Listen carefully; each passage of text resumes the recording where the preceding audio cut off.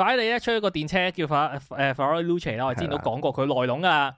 咁而家咧，大家就見到個樣啊，喺羅馬搞個發佈會，好多人去咗啦。係啊，個樣真係令人有點一言難盡嘅。真係好一言難盡。佢就係一架好電車嘅電車樣。佢唔係，佢係一個，即係佢唔係即係電動車好多比亞迪啊好多，佢唔係嗰啲歐洲車款，佢係真係一望落去就知佢係一架電動車咁。係啦，佢好似佢中間個玻璃個倉好似凹咗落去咁樣咧，咁就有個嘢包圍住，好假咯，好似真係啲玩具啲電動車咁樣。跟住就好多人鬧啦，呢樣嗰樣啦，然之後嗱，佢都唔知講咩好。咁講，如果呢一架車咧，呢架 Luce 咧，BYD 出嘅話咧，我會覺得好靚啊，喂，勁喎，有心思喎，但係你係拉嚟嘅。即係咧，我如果大家有聽MKBHD 嘅 Waveform Podcast， 佢有一個比喻，我覺得好好，就係佢將呢個今次Luce 嘅發佈，類比咗幾年之前福特出一架電動好似 hybrid 嚟嘅，叫 Mustang Mark E。Mustang 呢一個 brand 係一個美國傳統筋肉車、肌肉車嘅 brand 嚟嘅。係家傳戶曉，入晒屋，好多細路仔會有啲 Mustang 嘅 poster 喺度，跟住你一望就知係 Mustang， 好型嘅一架車。然後佢出咗架電動版或者混能版，我唔記得佢混能定電動啦，純電啦。然後大家就鬧到佢撲街，因為唔係架車唔掂啊，架車可能真係 OK 嘅，仲要佢嗰架係 crossover 嚟添，我真係唔明。唔係架車唔掂啊，好似今次 Luce 咁，架車好掂㗎，成1000匹馬力㗎。係，又四驅，仲要係4驅4摩打添，即係佢每隻個轆都可以做 factoring 做調節。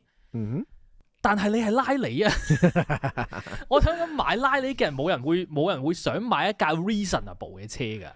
可能佢哋係佢唔係想貼啲係啊拉里嘅人咯。好多 defend 呢架 Luce 嘅人就係講話佢係想吸一個新嘅客戶群 ，new money 咯。重點嚟啦！你部車喺歐洲賣50萬歐啊，係啊，即係大概500萬港紙啊。若果喺香港唔計稅嘅話，係啊，500萬50歐，我可以買一架入門嘅細牛啊，即係林寶細牛啊。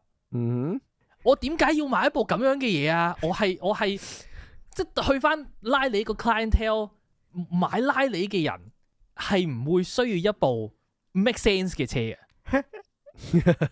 呢部係太 make sense 嘅電車。嗱，我同你講，若果佢整到兩門，佢可以 keep 翻同一個大細，佢整兩門，然之後減走啲電池，即係唔好整咁多電池，然之後降低個嗰個續航力，然之後個 styling 上面 style 翻似一部拉里嘅車，你照賣50歐，啲人會讚嘅。我覺得啲人會讚嘅，雖然佢續航力可能快啲。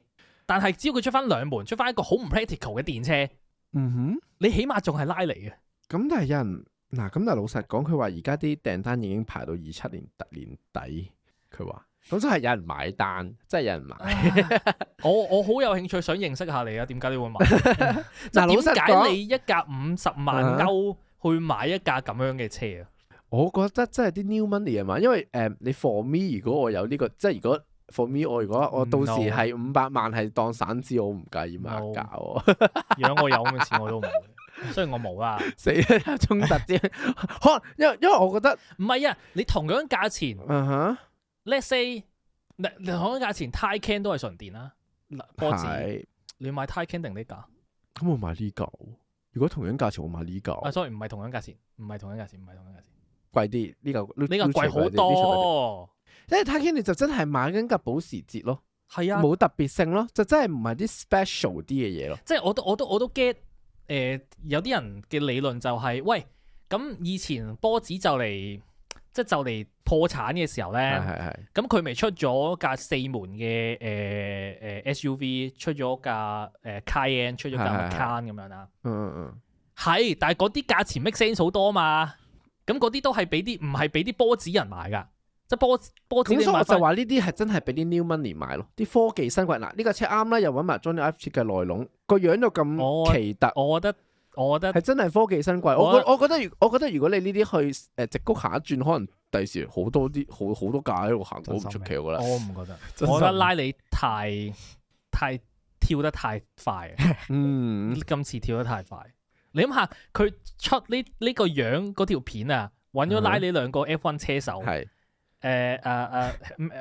，Hamilton 同埋 Leclerc 揭開塊布，兩個樣尷尬到咧，因為我身為拉里，我身為拉里車手，我冇得話，好撚核突啊咁樣。但係你望到佢哋個樣，佢哋真係面有難色，唔知講咩好。